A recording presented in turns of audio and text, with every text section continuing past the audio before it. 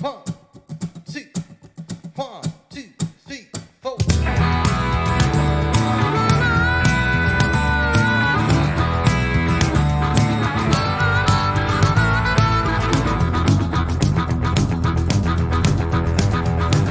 Just so many hours you spent on the phone, I wasted here loving you. Now you gonna tell me that you're on your own, you're leaving me sad and blue. Just so many days you've been on my mind, you been stop trouble on down the line. Fool if I go, fool if I stay, tell you what I'm gonna do. Tell you what I'm gonna do. Tell you what I'm gonna do. Let it roll, let it glide, let it fall. And howdy.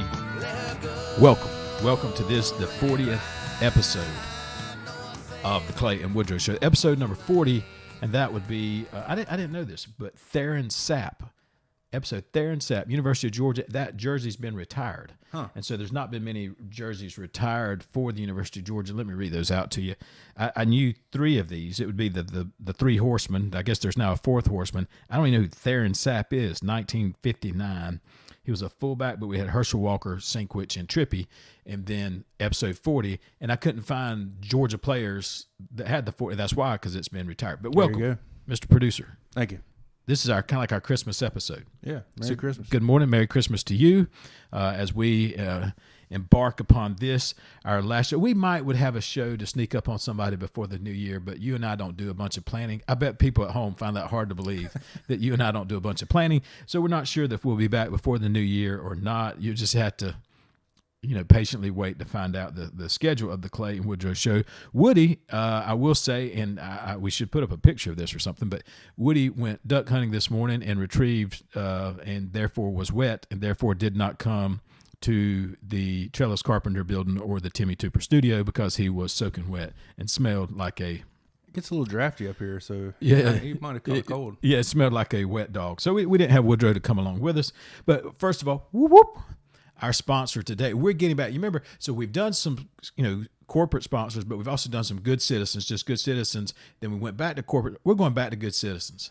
If there ever was a good citizen, the Clay and Woodrow Show would like to thank whoop, whoop, whoop, whoop, Marco Wilson. Mr. Producer, we talked about a little of this pre-show, but Mr. Wilson is my favorite citizen of the week because he performed like only a Florida Gator could, in which right in the heat of battle when they were facing an LSU team that is absolutely horrible and abysmal this year, tied up, I think, 34-34. They had just shut down LSU on fourth down and were going to get the ball back in pretty good field position. And Mr. Marco Wilson, as the tackle occurs, he ends up with a shoe in his hand, which is not uncommon for sports. So as he tackles, the shoe comes off, and Mr. Wilson, like a good, responsible Gator that he is, he politely hands the shoe back to the fellow athlete. His oh no, he doesn't. He turns around and he slings that shoe as far as he possibly can. Now, so this is 18 to 21-year-olds, maybe 22-year-olds if the red shirt. 18 to 22-year-olds happen to be notoriously known, especially males, for doing stupid things. Was it stupid? Off the charts. But 18 to 22-year-olds do stupid things. Dan Mullen, his coach, who probably really should be our sponsor, his post game in which they ask him about the shoe throwing incident, when he acts as if he does not know if throwing a man's shoe as far and humanly possible across a football field after a major tackle, he goes, "Oh, I guess that's a penalty. I'm not real sure. If they call it a penalty, I guess it's a penalty." Instead of just saying, "We didn't play with composure. We didn't play with like a Florida guy. That's not something that a Florida foot." He says, I guess that's a penalty. That's classic Dan Mullen. Not even owning your own mistake. Yeah. That's classic Dan, Mullen. So we should have Dan Mullen's picture up there, but we're going to stick with Mr. Marco Wilson because we thank him for putting one of the worst SEC West teams in the driver's seat. And ultimately, they lose that game based upon a shoe being thrown across the field. So we thank Mr. Wilson and his generosity to SEC football in making Real Men of Genius. You remember that song? Yeah. Real Men of Genius. Mr. Marco Wilson, we thank you for being the Real Men of Genius for this week, and so you are the proud sponsor of episode 40, the Theron Sapp issue. Want to go over just a little bit of stuff before we wanted to kind of focus this. We don't know that people are utilizing the Clay and Woodrow show to its full potential. Okay. Yeah. Because we've told you some things that were going to happen and people would not listen to us. The Clay and Woodrow show, mainly that Clay fella. Woodrow, not so much. He's a little bit quiet. But told you in the beginning of the year, Gus Malzahn will lose his job.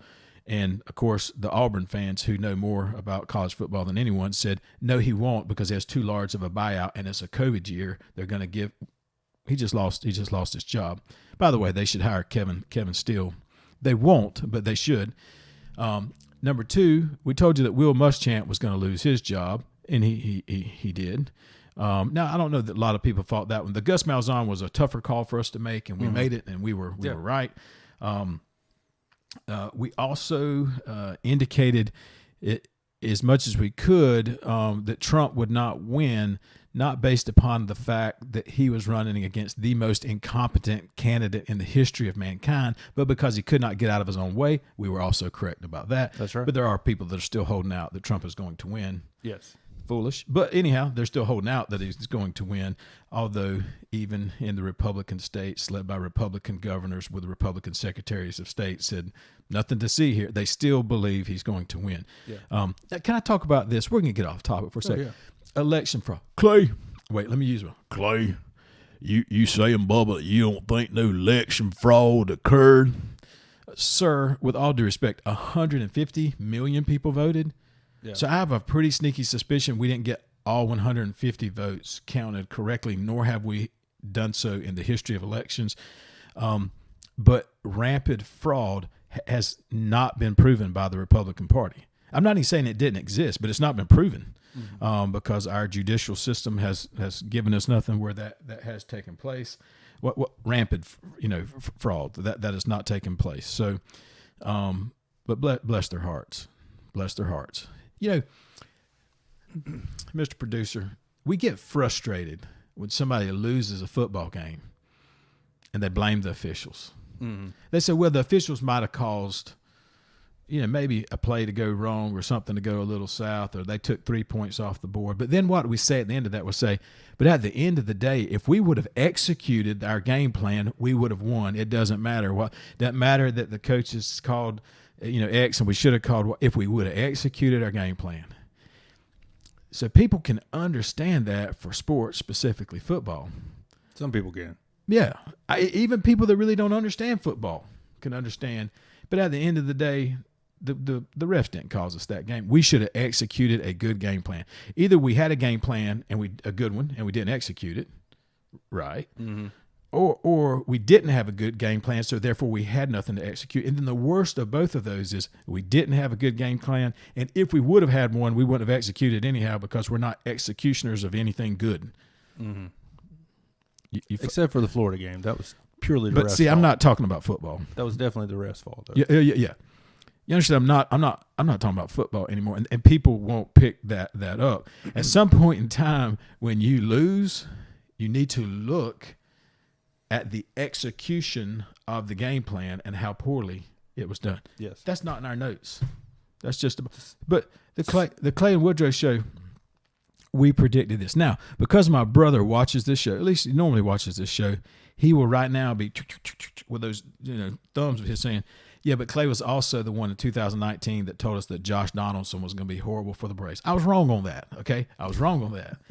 But as far as just saying, based upon the campaign that Mr. Trump is winning, not as a Republican, not as a Democrat, I'm certainly not a Democrat, just as an observer and a student of political science, that was my degree, I can just say that guy's running a very poor campaign and he's going to lose because of Clay and Woodrow show told you that. Yeah. Okay, we told you that. But more importantly, we also told you in not just many weeks ago, and also done it at the Clay and Woodrow headquarters with, and might have said that the week that we, the week that more or less that high school football is over for many, many communities. I've always said not just Ware County. This isn't just a Ware County thing. Mm-hmm. you will see us go home from school early as soon as football is heard. They will cancel school as soon as we can get football. I think I've got that footage. Could you pull up that clip? I think Something so. close to that. Can you give me a second? Yeah, because I know you'll have to search for it. Let's see. Can you find it? Could you put it up right over here? Yeah, I got it right here. Okay. So you just happen to have this clip handy. I just happen to have it. Okay, you ready? Yeah, I'm ready. Well, what do you think about sports going on through the winter? Do you think those will happen? College, high school, be more High specific. school. So the winter sports, which I think is just winter sports, is wrestling, basketball, and swimming, right? Yeah. And I think that's it. Yeah, those sports won't happen. You don't think so? No. You're supposed to ask me why I don't think that'll happen. Why is that? Because nobody cares about those 3 sports. So, They're not football. well, I can't say that because that's Are you saying they are football? No, I'm saying that is the correct answer, but that really makes people mad. So that was producer Donnie Cornelius. Donnie Cornelius at DonnieCornelius at gmail.com. So, but now listen, I'm not picking just on Ware County. I mean, Ware County is included, but they won't occur because nobody cares about them. And it's going to be easy to say, well, but it's also the flu season. They want to shut them down because they don't produce revenue, and they're a headache for athletic directors and principals, and they will shut them down. I don't think. But what I am saying is I'm not talking about Ware County. I'm talking about statewide. They will shut them down. Yeah. Because they will say, well, we're just doing it as an abundance of caution, but what they're really saying is, wink, wink, football's over. Whew, we made it through football. And we probably should have done a little of this during the football season, but we couldn't. We couldn't. I can't stand me being right any longer. So we just want to put, from time to time, the Clay and Woodrow show, we'll hit a home run. We will knock one out of the park. Yeah. And what people don't know is Woody is shy on camera, but he's the brains behind the operation. That was Woody's. He was like, Clay, I know I'm the dog and you're the master, but can I explain this whole COVID thing and how it's going to affect high schools? And I was like, sure, buddy. You just tell me. And he says, well, sit down for a second. As soon as high school football is over, COVID is going to become very it's going to change. It's going to have we're going to be able to approach it and attack it and be more aggressive about sending people home and virtual and canceling school, but we got to get football over with first. Yeah. Woodrow was correct. And he's just a dog. And he's not even from here. He's no.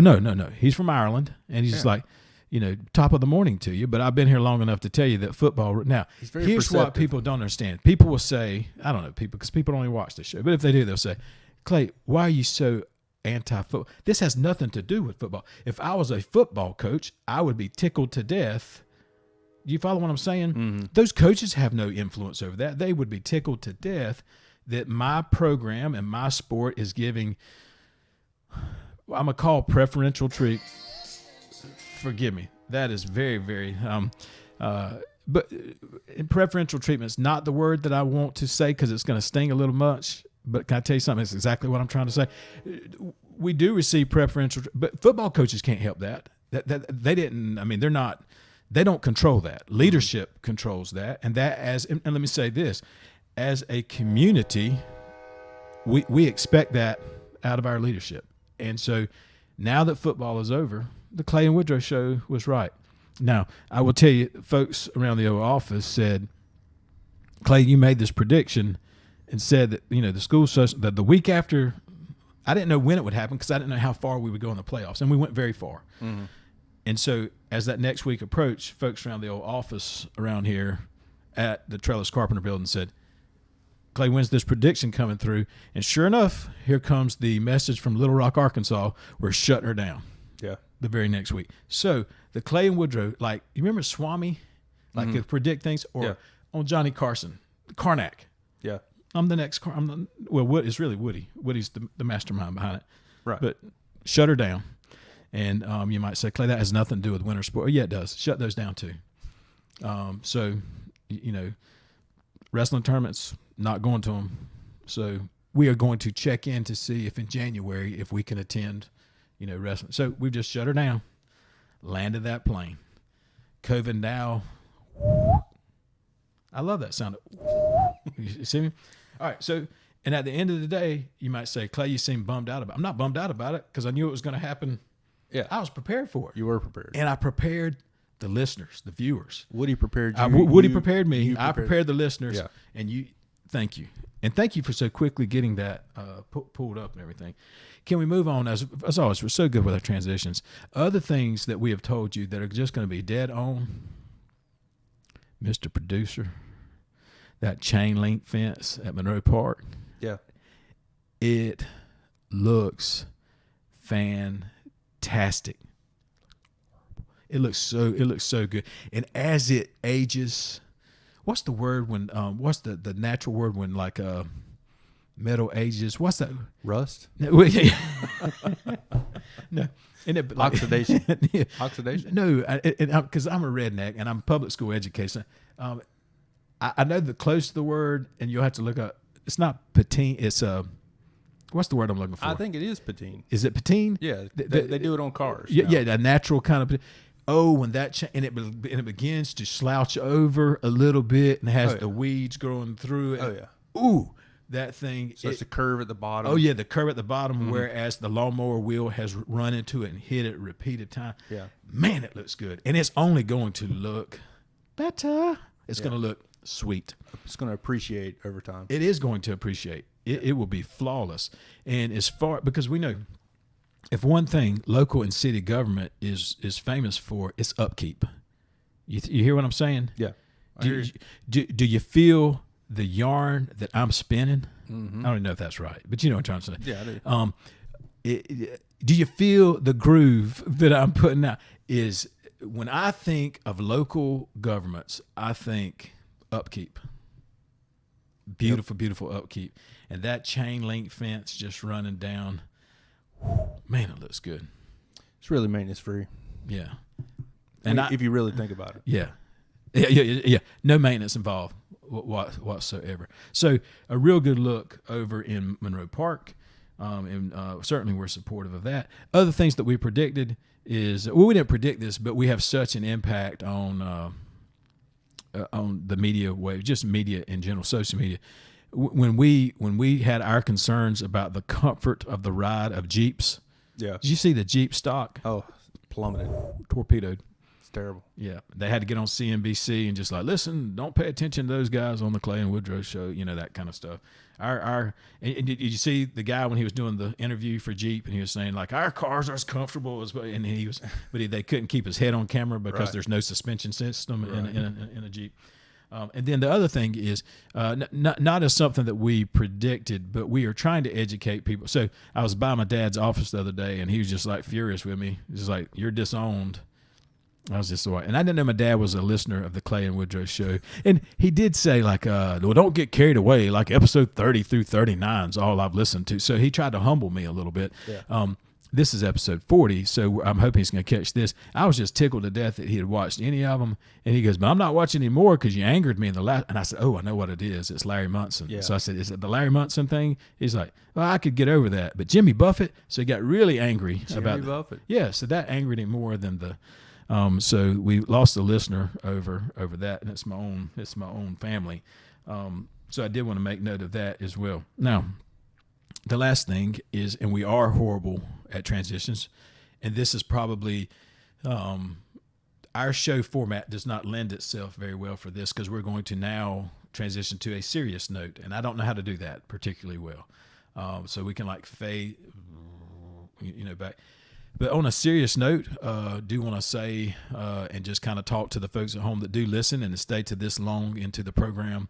But especially with 2020 being a challenging year, certainly have some news that I want to share with everybody at home that was, and I hadn't really talked to you, Mr. Producer, about this, and my apologies for catching you off guard, but more of a serious note of, I guess what I would say of appreciation, but at the same time,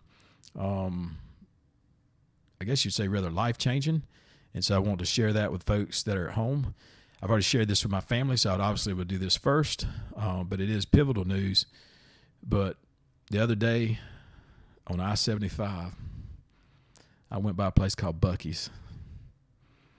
And I knew it would be impactful, but I didn't know it would be life-changing. Yeah. Friends, listen to me. It is a convenience store the size of Walmart. It is. And it has touched my heart. I'm not a shopper. I don't like shopping. And I went into that store, Mr. Producer, giddy. And walked down all the aisles. Mr. Producer, like when my daughter, not my daughter, my wife walks into the Coach store, the what you call it, handbag, pocketbook, purse, that store, like she will, like, you know, she can't even control herself. I'm just like, Right. golly, what, you know, that's a mental illness. I got into Buc-ee's. In my heart right now, I got, but they have a walk-up counter for beef jerky. Oh, Do you hear me? yeah. A walk-up counter. I'm talking now. They have it in the bag as well, but just like at a meat store, where you can go in and ask your butcher, you know, I want this kind of. Could you cut it this? They got a counter for beef jerky. Wow. They've got brisket that comes out, and when the brisket comes out, the workers scream like brisket on the slab. That means they put down a new thing of brisket. And I just screamed out. I was just like, well, hallelujah. You know, I could. But the Buc-ee's is the United States. I'll be honest. The other countries have been saying, listen, boys, you ain't what you used to be. Right? I'm not. Yeah. That's not even a political statement. Right, They right. might be right. They might be wrong. But I'm here to tell you, Buc-ee's will bring us back around. Yeah. When other countries see what we have, I want to sing. I just want to sing like a national anthem, right? When they see Buc-ee's and their 80 gas pumps that you can go to, and that you can, and the cleanliness of their bathrooms. The sheer enormity of their bathroom. Could you talk for a second? Oh my gosh. I need to pull myself they are together. Just huge. I mean, you could go. It's You life don't, changing. you don't have to get within It's life changing. 50 feet of anybody when you're in the bathroom. Clean as they can be. You can buy $5 sunglasses or $150 sunglasses.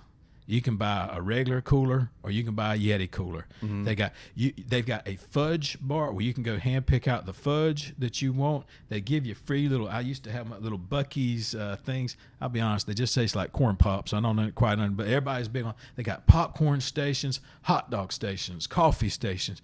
My friends, for those of you that right now are just like, I'm so sick of hearing about Clay and his beliefs about, I don't know what, I thought he was a conservative. Those kind of people, which I am a conservative, you just can't process the show very well. Those people are like, but I forgive him because he brought me to Buc-ee's. Yeah. That's going to unite us. For those people that I just say, I'm sorry, but it's not that I've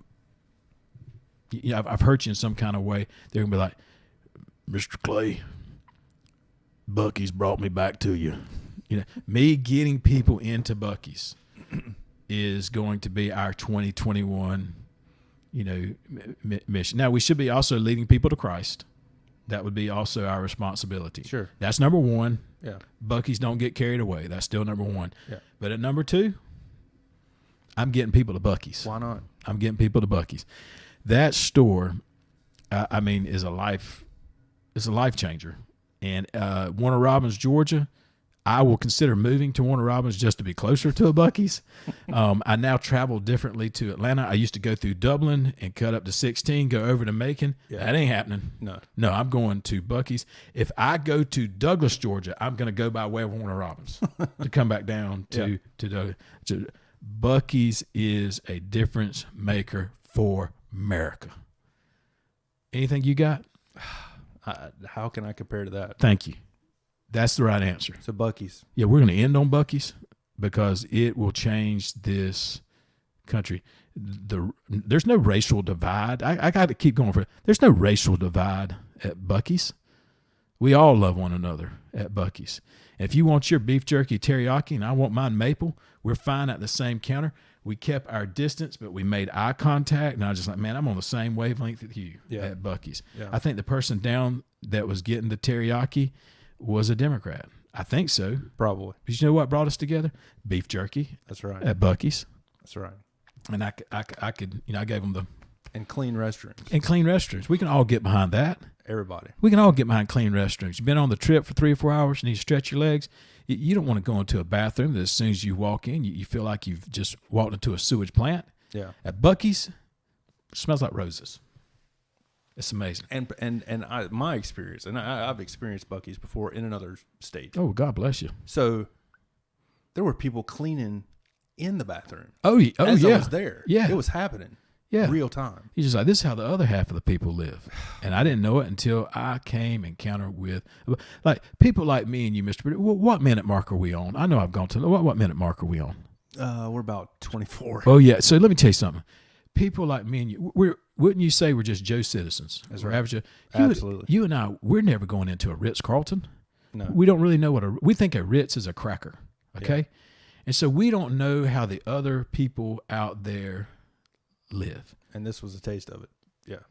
So I didn't know, like the people that go to, I don't even know the names of these towns. Well, it's like West Palm Beach and Key Largo and all of these kind of hoity-toity kind of places. I was just like, I'll never know how they live. I do now. And now you don't care how they do it there. Yeah, I've been Buc-ee's I've is been where to a it's at. Buc-ee's, and that's how they must be living. That's when you go to, I assume when you go to what's that town again? West Palm Beach. When they walk out of their gated communities, they're so excited because they have jerky counters. I assume because Gotcha. no one could be more excited than a person that goes to Buc-ee's. I think exit 148. Now, theologically speaking, I would never, ever, ever make a comparison to heaven and Buc-ee's. Okay? Yeah. That's too far of a stretch. So I will not do that. However, I will say Buc-ee's is so phenomenal, I have nothing else to compare it to. So like I've been to the Grand Canyon, I've been to the Grand Canyon, and I've been to Buc-ee's and Warner Robins. Mm-hmm. Buc-ee's. Yeah. Do you know what I've seen with these eyes? Mount Rushmore, and I've been to a Buc-ee's. Buc-ee's. I've never been to Niagara Falls, but I'm not going now. Why go to Niagara Falls No reason. when I can drive up to Warner Robins and go where, Mr. Producer? Buc-ee's. To Buc-ee's. See what I'm saying? That's how it's life-changing. I no longer need to go to Niagara Falls because I can go to a huge Laffy Taffy section, which is pretty substantial at Buc-ee's. Yeah. And I can go to that. And I can, I don't even want Laffy Taffy today. I'm going back to jerky and brisket. They have a brisket station. Do you hear me? Did they have it out in Texas, a brisket station? There was so much to process. I couldn't process. I didn't get that far, but I know they had to have. Oh, my lands. It was in Texas I went to. And the area for your dogs to go out and do their business and the whole thing. They got the. And like, how many pumps did they have? I thought 80. I read It was from the mountains. Keep talking to it was a phenomenal number. To the something. Yeah. Buc-ee. It was life changing. So to the point where I asked my wife, like the next Saturday, I said, would y'all like to go? And she's like, well, we're not going up that way. I was like, no, I just want to go to Buc-ee. And she's like, Clay, I am not driving to Warner Robins to go to a convenience store. It's not that far. I'd go. It's worth it. I'd go. God bless you, Buc-ee's. Okay, you guys have a phenomenal, phenomenal Merry Christmas, and we love you. We can always agree to disagree, although I am right, other than on Josh Donaldson. I'm right all the time. Yeah. But you guys have a Merry Christmas. It is great seeing you. Take care. On the side, let her go, let it ride.